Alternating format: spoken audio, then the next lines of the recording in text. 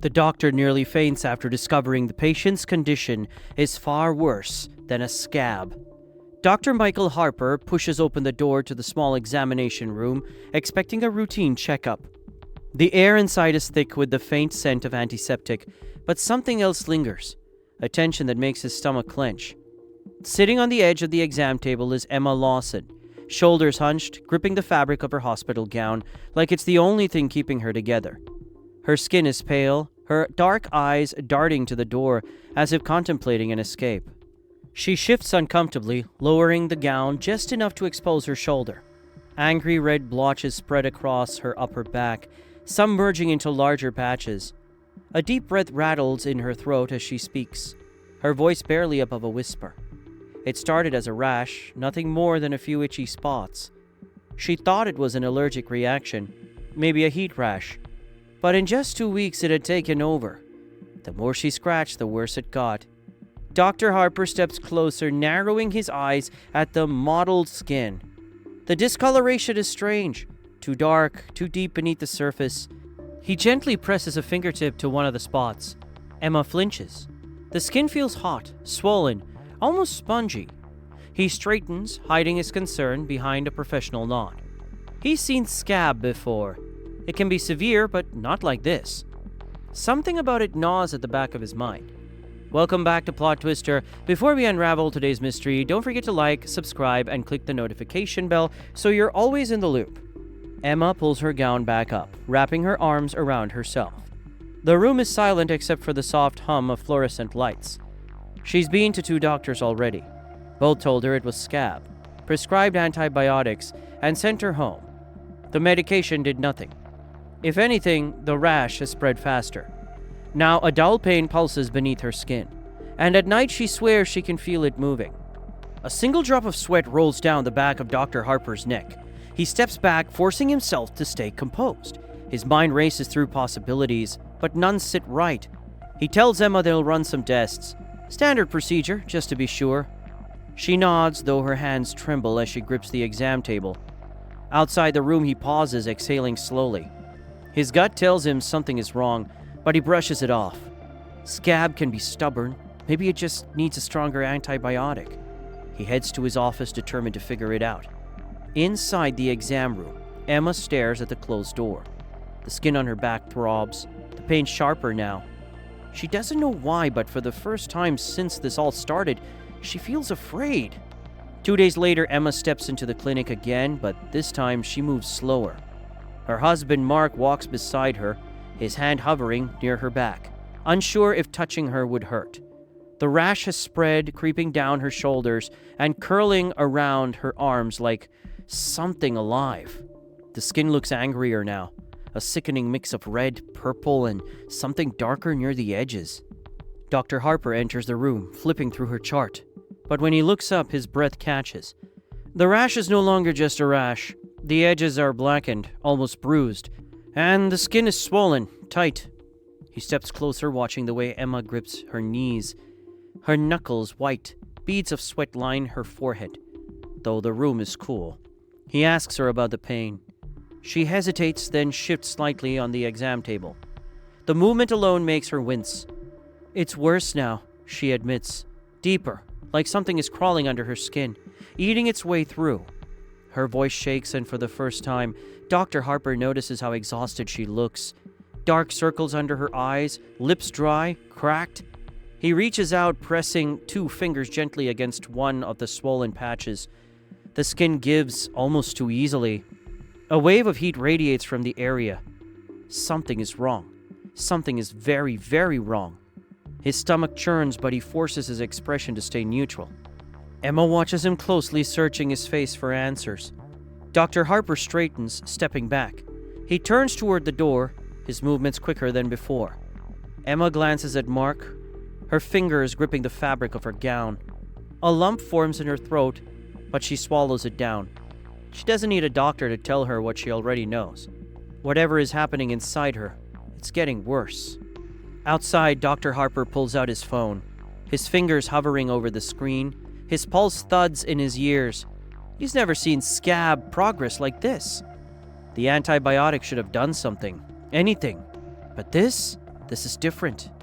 A tightness creeps into his chest as he dials a number. He doesn't know what's happening to Emma, but one thing is certain. She's running out of time.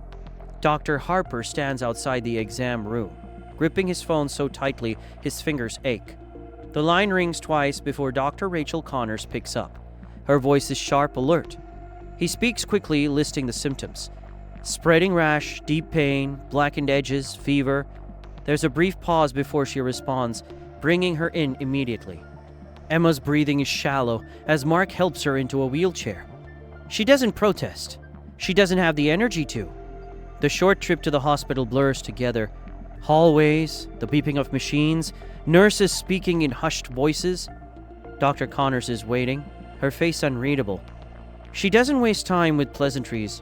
She rolls up Emma's sleeve and presses a gloved hand against her forearm. The skin barely pushes back. It feels unnatural, too soft, almost detached from what's underneath. A nurse draws blood while another wheels over a portable ultrasound machine. Dr. Connors runs the probe over Emma's back, her eyes narrowing at the screen. Pockets of fluid deeper than expected. A possible sign of tissue damage. She doesn't say it aloud, but Dr. Harper sees it in her face. Concern, maybe even fear. Emma shifts, trying to find relief from the pain, but every movement sends sharp stabs through her body. She grips Mark's hand, her skin damp with sweat. She's burning up, her temperature flashes on the monitor. 104 degrees. The nurse adjusts her IV, pushing fluids faster. Dr. Connor steps back, thinking. She orders an MRI to get a clearer picture of what's happening beneath the surface. Within an hour, Emma is in the machine, the rhythmic hum filling the room. Dr. Harper watches through the observation window, his jaw clenched. When the results come in, Dr. Connor studies them in silence. Then, without looking up, she calls for a surgical team to be put on standby. The tissue is compromised. Something is spreading beneath the skin, destroying it from the inside. Emma's eyes flutter open as Dr. Harper kneels beside her bed. She sees the tension in his face, the way his hands won't stay still. She swallows hard. "Tell me the truth," she says. He hesitates, then leans in closer, his voice barely above a whisper. "We don't know what we're dealing with yet, but we need to act fast." Dr. Harper watches as Emma's eyelids flutter, her breath coming in shallow gasps. The fever isn't breaking. Her skin looks worse. Stretched tight, glossy with sweat, the blackened edges creeping outward like ink spilling across paper. A nurse adjusts the IV, but Emma barely reacts. She's slipping further away. Dr. Connor strides into the room, her face set in a grim mask. The latest test results are in. She hands Dr. Harper the report without a word. He scans the page, his stomach dropping. The infection isn't just on the surface. It's moving deeper, eating into the soft tissue. This isn't SCAB. It never was. Emma stirs, her voice barely a whisper. "It hurts." Mark grips his hand, his own trembling. Dr. Connors doesn't hesitate. She calls for the surgical team. Time is running out. If they don't intervene now, there won't be anything left to save. Within minutes, Emma is being wheeled down the hallway, bright overhead lights flashing above her in quick succession. Mark stands frozen in the waiting area, his fingers clenched into fists. Dr. Harper places a hand on his shoulder, a brief moment of reassurance before hurrying after the stretcher. In the operating room, the team moves fast. Scalpel, suction, the first incision is made. Dr. Connors peels back a layer of tissue, and for the first time, the room falls completely silent. What they see beneath the surface makes Dr. Harper's breath catch in his throat. The infection has burrowed deeper than expected. The tissue isn't just inflamed, it's dead. A nurse shifts nervously as Dr. Connors carefully removes the necrotic sections. The infection is aggressive, spreading in patterns that don't make sense. It doesn't behave like a normal bacterial infection. Dr. Harper watches as she cuts away more, revealing layers of destruction.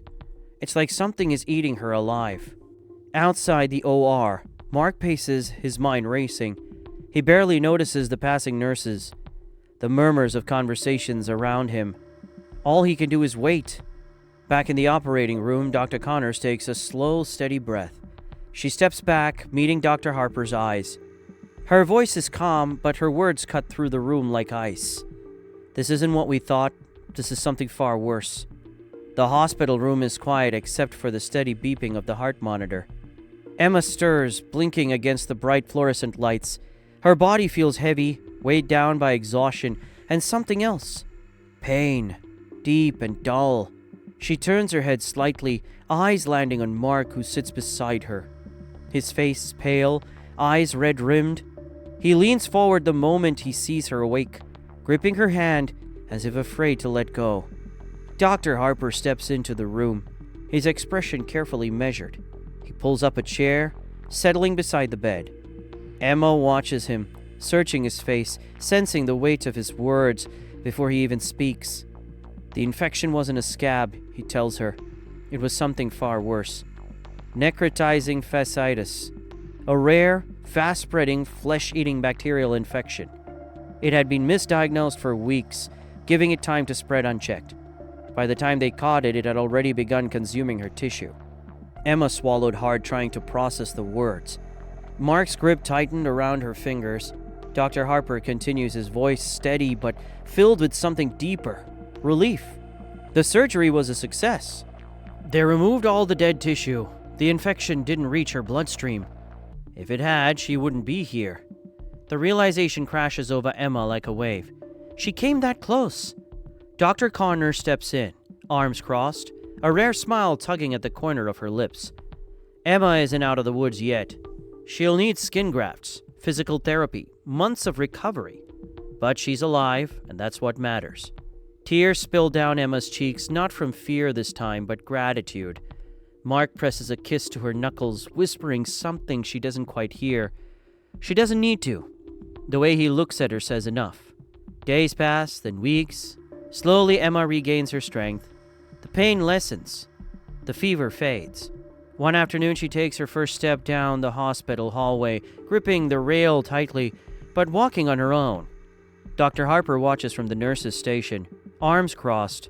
A case like this changes a doctor. He'll never ignore his gut again. Emma turns back, meeting his eyes. A small smile lifts her lips. A silent thank you. Dr. Harper nods, knowing this is one patient he'll never forget. What are your thoughts on the twist we uncovered today? Comment your ideas below. Make sure to like and subscribe for a daily dose of drama and mystery. See you later with another twist.